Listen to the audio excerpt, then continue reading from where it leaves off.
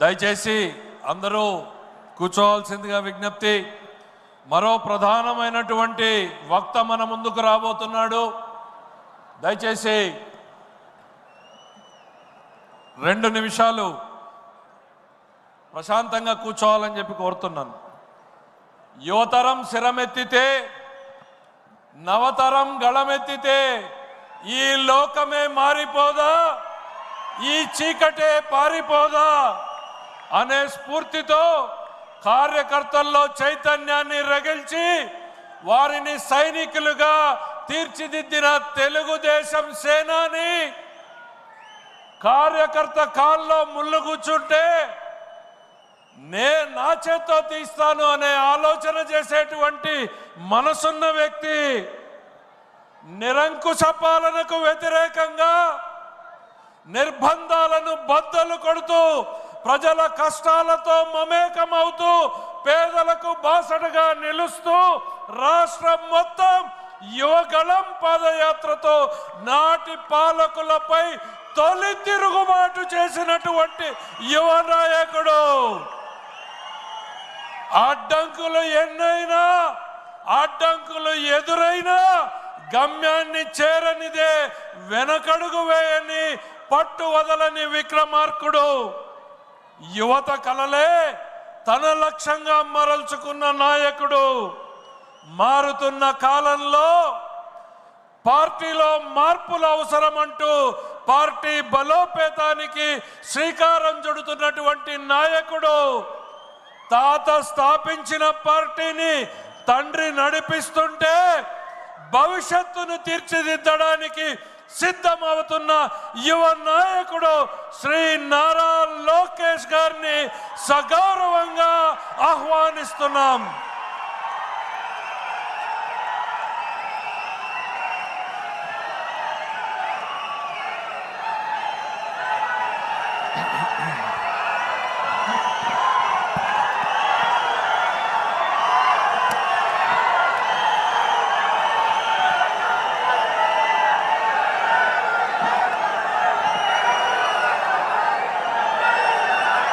జై తెలుగుదేశం, జై తెలుగుదేశం.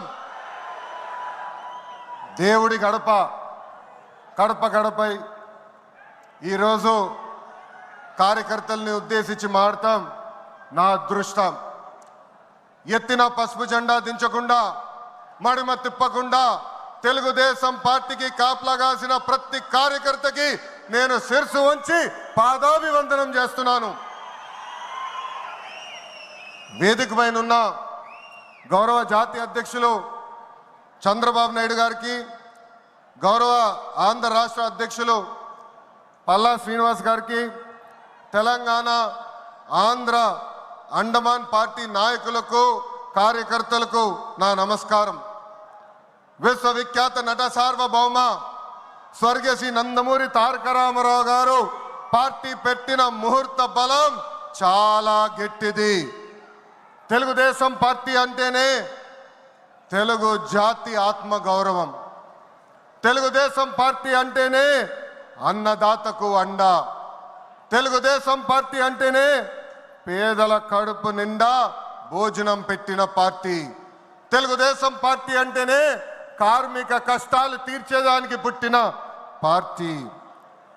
కులాలు, మత, ప్రాంత ఎజెండాతో అనేక పార్టీలు పుట్టినాయి. కానీ తెలుగు జాతి కోసం పుట్టిన ఏకైక పార్టీ మన పార్టీ తెలుగుదేశం పార్టీ. 43 ఏళ్ల ప్రయాణంలో ఎన్నో విజయాలు చూసాం. మనకు ప్రతిపక్షం కొత్త కాదు, మనకి అధికారం కూడా కొత్త కాదు. అధికారంలో ఉన్నా ప్రతిపక్షంలో ఉన్నా తెలుగు వాళ్ళు ఎక్కడైనా ఇబ్బందుల్లో ఉంటే మొదటిగా స్పందించిన పార్టీ ఒక తెలుగుదేశం పార్టీ. సమాజమే దేవాలయం, ప్రజలే దేవుళ్ళన్న అన్నారు అన్న ఎన్టీఆర్. మన అధినేత చంద్రబాబు గారు దగ్గర నుంచి కార్యకర్తల వరకు అందరం ఏదో ఒక రూపంలో ప్రజలకి సేవలు చేసుకుంటూ వచ్చాం. మారుతున్న కాలానికి తగ్గట్టుగా పార్టీ కూడా అడుగులు వేయాలి. ఎప్పటికప్పుడు పార్టీలో చర్చ జరగాలి. ప్రజలకు మరింత దగ్గర అవ్వాలి. ప్రణాళికలు సిద్ధం చేసి ఆ ప్రణాళిక పైన మహానాడులో చర్చించాల్సిన బాధ్యత మనందరిపైన ఉంది. పార్టీ మరొక 40 ఏళ్ల పాటు నడిపించడానికి అవసరమైన కీలక నిర్ణయాలు మనం ఈ మహానాడు వేదికగా చర్చించాలి. తెలుగువారి ఆత్మ గౌరవం పార్టీ మూల సిద్ధాంతం. దీంతో పాటు మారుతున్న ప్రజల అవసరాలు తగ్గట్టుగా పార్టీలో కీలకమైన విధానం తీసుకుని రావాల్సిన అవసరం చాలా చాలా ఉంది. కాలం మారుతున్నాయి, ప్రజల అవసరాలు మారుతున్నాయి, వాళ్ళ ఆలోచనల విధంగా మనం నడవాల్సిన అవసరం ఉంది. అన్న ఎన్టీఆర్ హయాంలో ఆత్మ గౌరవం అనే నినాదంతో నియంతృత్వాన్ని మనందరం తరిమికొట్టాం. మన చంద్రన్న హయాంలో ఆత్మవిశ్వాసంతో తెలుగు ప్రజల భవిష్యత్తుకు పునాది మనం వేశాం. ఇప్పుడు అదే స్ఫూర్తితో ప్రజలకు, పార్టీకి, కార్యకర్తలకు మంచి భవిష్యత్తు అందించాలన్న లక్ష్యంతో సరికొత్త నినాదాన్ని రూపొందిస్తున్నాము. దీనికోసం 6 శాసనాలు నేను ఈరోజు మీ ముందు ప్రతిపాదిస్తున్నా. నా తెలుగు కుటుంబంలో భాగంగా ఈ 6 శాసనాలు ఉంటాయి. మొదటిది తెలుగు జాతి విశ్వఖ్యాతి, 2 యువగలం, 3 స్త్రీ శక్తి, 4 పేదల సేవల్లో సోషల్ రీఇంజనీరింగ్, 5 అన్నదాతకు అండగా, 6 కార్యకర్తలే అధినేత. ఇవి మన 6 శాసనాలు. మొదటిది తెలుగు జాతి విశ్వఖ్యాతి. నేడు దేశంలోనే తెలుగుదేశం వల్ల తెలుగు వాళ్ళకు ప్రత్యేక గౌరవం, గుర్తింపు వచ్చింది. ఆనాడు అన్నగారిని బర్తరఫ్ చేస్తే ఢిల్లీలో మెడలు వంచి తిరిగి ముఖ్యమంత్రి అయ్యారు అన్నగారు. అదే తెలుగు జాతి పౌరుషం. తెలుగు వారిని ప్రపంచంలో పెట్టింది మన చంద్రన్న. కులం, మతం, ప్రాంతం అతీతంగా అన్ని రంగాల్లో ప్రపంచంలోనే నంబర్ 1 స్థానంలో తెలుగు జాతి ఉండాలి. అన్ని రంగాల్లో మన తెలుగువారు ముందు ఉండాలి. ఇది ఎజెండాగా పెట్టుకుని మనందరం పని చేయాల్సిన అవసరం ఉంది. రెండోది యువగలం. తెలుగుదేశం పార్టీలో యువతకు పెద్ద పీట వేస్తున్నాం. వేదికమైన మీరు చూస్తే అర్థమవుతుంది. మొన్న జరిగిన ఎన్నికల్లో 164 శాసనసభ్యుల్లో 88 మంది మొదటిసారి గెలిచిన శాసనసభ్యులు ఉన్నారు. క్యాబినెట్లో కూడా తీసుకుంటే 25 మంత్రులకి ఏకంగా 17 మంది మొదటిసారి మంత్రులుగా కూడా నియమించారు గౌరవ జాతీయ అధ్యక్షులు చంద్రబాబు నాయుడు గారు. సీనియర్ని, జూనియర్ని గౌరవిస్తాం, పనిచేసే వాళ్ళని ప్రోత్సహిస్తాం. గత ప్రభుత్వంలో ఒక HSBC, Franklin Templeton, Amar Raja జాకీని తరిమేస్తే మన ప్రభుత్వ అధికారంలోకి వచ్చిన తర్వాత TCS, LG electronics, NTPC, BPCL, Reliance CBG, Arcelor Mittal ఇలా అనేక పరిశ్రమలు ఆంధ్ర రాష్ట్రానికి తీసుకొచ్చాం. మెగా డిఎస్సి ప్రకటించాం. ఈ మెగా డిఎస్సి ద్వారా 16,347 ఉపాధ్యాయుల పోస్టులు వచ్చే నెల జూన్ మాసంలో కూడా మనం భర్తీ చేయబోతున్నాం. ఇంకా యువతకు 20 లక్షల ఉద్యోగాలు కల్పించే లక్ష్యంలో మన ప్రభుత్వం అడుగులేస్తుంది. మన రాష్ట్రంలో బలమైన యువశక్తి ఉంది. వారికి సరైన అవకాశాలు అందిస్తే దూసుకుని పోతారు. అన్ని రంగాల్లో వారికి ఉపాధి, ఉద్యోగ అవకాశాలు కల్పించడమే మన లక్ష్యంగా పెట్టుకుంటున్నాం. మూడోది స్త్రీ శక్తి. అన్న ఎన్టీఆర్ మహిళలకు ఆస్తుల్లో సమాన హక్కు కల్పించారు. మహిళలకి ఆర్థిక స్వాతంత్రం ఇచ్చింది మన చంద్రన్న. గత ప్రభుత్వంలో శాసనసభ సాక్షిగా తల్లిల్ని అవమానించారు. సొంత తల్లిని, చెల్లిని మెడబెట్టుకుని బయటికి గెంటేశారు. అర్థమైందా రాజా? అర్థమైందా రాజా? ఉద్యోగ ఉపాధి అవకాశాల్లో మహిళలకు రిజర్వేషన్, మహిళలకు విశ్వవిద్యాలయాలు, దీపం పథకం ఇచ్చింది తెలుగుదేశం. రానున్న రోజుల్లో మహిళల్ని మరింత బలోపేతం చేసి స్త్రీ శక్తి ద్వారా మనం కృషి చేయాలి. పార్టీ పదవుల దగ్గర నుంచి అన్ని రంగాల్లో మహిళల్ని సమానంగా బాధ్యత, భద్రత కల్పించాలి. ఈరోజు నేను కొన్ని విషయాలు మీకు చెప్పాలనుకుంటున్నా. చట్టాలు శిక్షల వల్ల సమాజంలో మార్పు రాదు. సమాజంలో మార్పు రావాలంటే మన ఇంట్లో మార్పు మొదలవ్వాలి. ఇప్పుడు కూడా మనం కొన్ని పదాలు వాడతాం. గాజులు తొడుక్కున్నావా, చీరలు కట్టుకున్నావా, ఆడపిల్లగా ఏడవద్దు, ఇలాంటి పదాలు మనం మానేయాలి. అప్పుడే మనం ఆశించిన మార్పు సమాజంలో వస్తుంది. నేను ప్రతిపక్షంలో ఉన్నప్పుడు ఆనాడు ఒక మహిళా మంత్రి నాకు చీర గాజులు పెడతానని చెప్పారు. ఆనాడే చెప్పా ఆమెకి, చీర గాజులు పంపించండి, మా అక్క చెల్లెలకు పెట్టి వాళ్ళు కాలు మొక్కి ఆశీర్వాదం తీసుకుంటానని. నాలుగోది, పేదల సేవల్లో సోషల్ రీఇంజనీరింగ్. పేదరికం లేని సమాజం తెలుగుదేశం పార్టీ లక్ష్యం. 2 రూపాయలకే కిలో బియ్యం, జంతా వస్త్రాలు, పక్కా ఇల్లు, పెన్షన్ ఇచ్చింది అన్న ఎన్టీఆర్. చాలని పెన్షన్ 5 రెట్లు పెంచారు. 200 రూపాయల నుంచి 1000 రూపాయలు చేశాం. ఒకే సంతకంలో 1000 రూపాయల పెన్షన్ని 2000 చేశాం. ఇప్పుడు ఏకంగా భారతదేశంలో ఏ రాష్ట్రంలో ఇవ్వని విధంగా 4000 రూపాయల పెన్షన్ మన చంద్రన్న అందిస్తున్నారు. ఇంతేకాదు, డ్వాక్రా, దీపం, అన్న క్యాంటీన్ ఇచ్చింది మన చంద్రన్న. భారతదేశంలో ఏ నాయకుడు సాహసం చేయలా, కానీ మన నాయకుడు చంద్రన్న సాహసం చేసి ఎన్ని ఆర్థిక ఇబ్బందులున్నా ఇచ్చిన బాబు సూపర్ 6 హామీ నిలబెట్టుకునేందుకు ముందలికి అడుగులేస్తున్నారు. మన ప్రభుత్వ అధికారులకు వచ్చిన వెంటనే పెన్షన్ పెంచాం. మూసేసిన అన్న క్యాంటీన్లు తిరిగి ప్రారంభించాం. మెగా డిఎస్సి ఏర్పాటు చేశాం. వచ్చే నెలలో తల్లికి వందనం ఇస్తున్నాం. ఆగస్టు మాసంలో ఉచిత బస్ ప్రయాణం కూడా మన ప్రభుత్వం అందజేయబోతుంది. ఇప్పుడు ఏకంగా P4 కాన్సెప్ట్తో పేదరికం నుంచి కుటుంబాలు బయటికి తీసుకొచ్చేందుకు చేయూత అందిస్తున్నారు మన చంద్రన్న. తెలుగుదేశం పార్టీ ఆవిర్భావం తర్వాత బడుగు బలహీన వర్గాలకి ఆర్థిక రాజకీయ స్వాతంత్రం వచ్చింది. పార్టీకి పునాదిగా ఉన్న మన బీసీలకి ఏకంగా స్థానిక సంస్థల ఎన్నికల్లో 33% రిజర్వేషన్ అందించింది తెలుగుదేశం పార్టీ. అందరికీ ఆమోదంతో ఏకంగా వర్గీకరణ చేసింది కూడా తెలుగుదేశం పార్టీ. అందుకే ప్రతి వర్గానికి న్యాయం చేయాలి, సోషల్ రీఇంజనీరింగ్ చేయాలనే లక్ష్యంగా మనందరం పెట్టుకోవాల్సిన అవసరం ఉంది. ప్రస్తుత పరిస్థితుల్లో అన్ని కులాలకు సామాజిక సమన్వయం కూడా అవసరం ఉంది. 5వది, అన్నదాతకు అండగా. రైతులు లేకపోతే సమాజమే లేదు. ఈ సిద్ధాంతం బలంగా నమ్మే పార్టీ తెలుగుదేశం పార్టీ. అన్న ఎన్టీఆర్ గారి దగ్గర నుంచి మన చంద్రన్న వరకు రైతుల జీవితాలు మార్చేందుకు కృషి చేశారు. డ్రిప్ ఇరిగేషన్ దగ్గర నుంచి ఇరిగేషన్ ప్రాజెక్టుల వరకు, సబ్సిడీ, హార్టికల్చర్ వరకు ప్రోత్సహించింది తెలుగుదేశం. ఈరోజు మనం ఆక్వా, పామాయిల్, కోకో రంగంలో మనం నంబర్ 1 ఉన్నాం. మామిడి, జీడి పంటల్లో 2వ స్థానంలో ఉన్నాం. దీనికి కారణం తెలుగుదేశం పార్టీ. అన్నదాతకు తెలుగుదేశం ఎప్పుడు అండగా ఉంటుంది.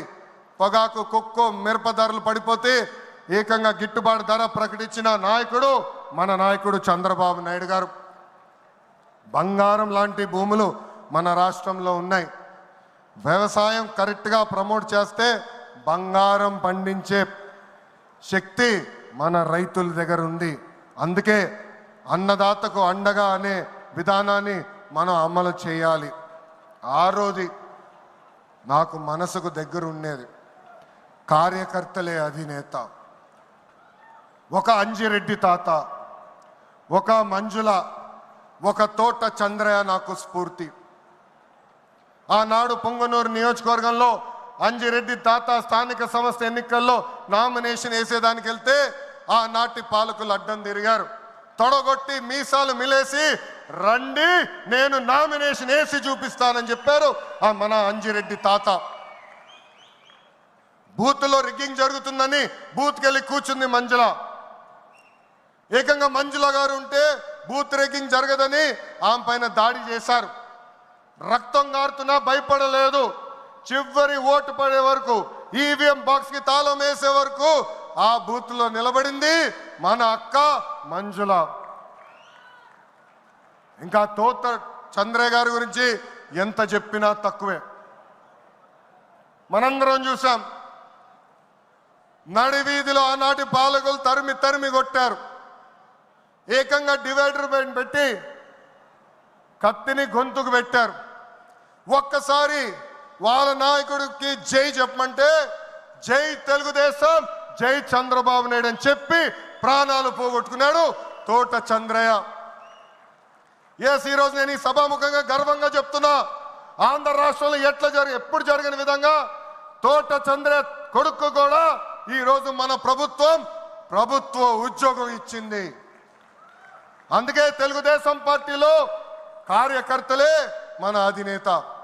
ఈరోజు మేమందరం ఈ వేదిక మీద నుంచున్నామంటే దానికి కారణం తెలుగుదేశం పార్టీ కార్యకర్త చెమట. ఆనాడు చంద్రబాబు గారు ఒక్క పిలిపిస్తే బాబు షూరిటీ భవిష్యత్ గ్యారంటీ చేశారు. నేను ఆనాడు నియోజకవర్గానికి వచ్చి మాట్లాడా, శంఖారావం చేయాలి, ప్రతి గడప తొక్కాలంటే మీరందరూ తొక్కారు. అందుకే కార్యకర్తలందరూ చెప్తున్నా, నాయకుల చుట్టూ తిరుగుతాం కాదు, ప్రజల చుట్టూ తిరగండి, మిమ్మల్ని ఎత్తుక్కుంటా వస్తుంది ఈ తెలుగుదేశం పార్టీ. కార్యకర్తలే తెలుగుదేశం పార్టీ బలగం. దేశంలో ఏ ప్రాంతీయ పార్టీకి లేని విధంగా 1 కోటి మంది సభ్యత్వం, 1 కోటి మంది కుటుంబ సభ్యులు ఒక తెలుగుదేశం పార్టీకే సొంతం. పార్టీ ఆవిర్భావం నుంచి కార్యకర్తలకు అండగా నిలబడింది తెలుగుదేశం పార్టీ. నేను అనేక సార్లు చెప్పా, 2004లో ఆనాటి కాంగ్రెస్ పాలకులు అనంతపూర్ జిల్లాలో ఒక్కొక్క కార్యకర్తను చంపేస్తున్నారు. అది చూసి చంద్రబాబు నాయుడు గారు వాళ్ళ పిల్లలు ఫ్యాక్షన్లో వెళ్ళకూడదని ఏకంగా గండిపేటలో ఎన్టీఆర్ మోడల్ స్కూల్ ఏర్పాటు చేశారు. నాతో కన్నా కార్యకర్తల పిల్లలతో ఎక్కువ సమయం ఆయన గడిపారు. ఆనాడే ఆయన అడిగాను, ఇది న్యాయమా, నాతో సమయం గడపాలి కదా అని. ఆయన ఒకటే అన్నారు, ఆ పిల్లలకి తల్లిదండ్రులు లేరు, ఫ్యాక్షన్ దాడిలో చంపేశారు, వాళ్ళ కళ్ళల ముందర చంపేశారు, వాళ్ళకు ఒక తండ్రిగా నేను నిలబడాలి, అది నా బాధ్యత అని చెప్పిన వ్యక్తి చంద్రబాబు నాయుడు గారు. యువగలం పాదయాత్రలను కలిసా, వాళ్ళ కష్టాలు నేరుగా నేను చూసా. చంద్రబాబు నాయుడు గారు చేసిన సేవ ఆ పిల్లలు ఈరోజు కూడా మర్చిపోవట్లేదు. కార్యకర్తలు కష్టం వస్తే మొదటిగా స్పందించిన పార్టీ తెలుగుదేశం పార్టీ. అలాంటి కార్యకర్తలకి అనేక సంక్షేమ కార్యక్రమాలు చేస్తున్నాం. 5 లక్షల రూపాయలు ప్రమాద బీమా, విద్య, వైద్యం, ఉపాధి కూడా కల్పిస్తున్నాం. జాతీయ అధ్యక్షుల పిలుపు మేరకు అలాంటి కార్యకర్తలు ఆదుకునేదానికి, వాళ్ళ సొంత కాలుపై నిలబడడానికి, వాళ్ళకి ఆర్థిక స్వాతంత్రం వచ్చేదానికి ఒక ప్రణాళిక కూడా మేము రూపొందిస్తున్నాం. ఈ 6 శాసనాలు మనకు కీలకమైంది. వేదికమైన పెద్దల దగ్గర నుంచి నా ముందలున్న తెలుగుదేశం పార్టీ కుటుంబ సభ్యులందరినీ ఒక విషయం తెలపాలనుకుంటున్నా. కష్టకాలాలు వస్తాయి, మన రోజు కొన్ని నిర్ణయాలు తీసుకోవాల్సి వస్తుంది. ఒక మంత్రిగా, జాతీయ ప్రధాన కార్యదర్శిగా నేను కూడా కొన్ని నిర్ణయాలు తీసుకోవాల్సిన అవసరం ఉంటుంది. అప్పుడు ఈ 6 శాసనాలు మనందరం చదువుకుని ఆ 6 శాసనాలు చెప్పిన మార్గమే మనందరం ఎంచుకోవాలని ఈ సభాముఖంగా కార్యకర్తలకి, వేదికమైన నాయకులందరికీ నేను పిలిపిస్తూ, నా తెలుగు కుటుంబం ఈ 6 శాసనాలు నేను ప్రతిపాదిస్తున్నాను. ఈ ప్రతిపాదన మీరందరూ బలపరచాలని ఈ సభాముఖంగా కోరుకుంటూ, నాకింత అద్భుతమైన అవకాశం ఇచ్చిన నా ప్రాణ సమానమైన కార్యకర్తలందరికీ పేరు పేరున నా హృదయపూర్వక ధన్యవాదాలు తెలుపుకుంటూ మీ అందరి దగ్గర నుంచి సెలవు తీసుకుంటున్నా. జోహార్ అన్న ఎన్టీఆర్, జోహార్ అన్న ఎన్టీఆర్. చంద్రబాబు నాయుడు గారి నాయకత్వం, చంద్రబాబు నాయుడు గారి నాయకత్వం. జై తెలుగుదేశం, జై తెలుగుదేశం. వందే వందే, జై హింద్.